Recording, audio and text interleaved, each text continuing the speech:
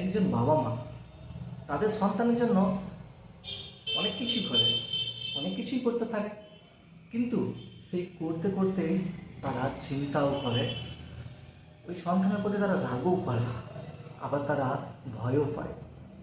কখনো কখনো এইসব অনুভূতিগুলো আমাদের এনার্জি ফিল্ডে চলে আসে।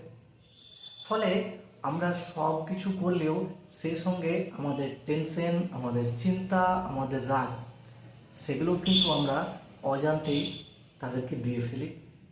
তাই আমরা ওদের জন্য যা যা করেছি তা তারা পেয়েছে ঠিকই, কিন্তু আমরা আমাদের এই মনে, আমরা যে মনে মনে যা যা অনুভব করেছি, আমাদের যা চিন্তা ভাবনা হয়েছে, আমরা যা ওর প্রতি যে ভালো বা খারাপ চিন্তা ভাবনা করেছি, সেই যে ভাইব্রেশন, সেটাও কিন্তু ওরা পেয়ে গেছে।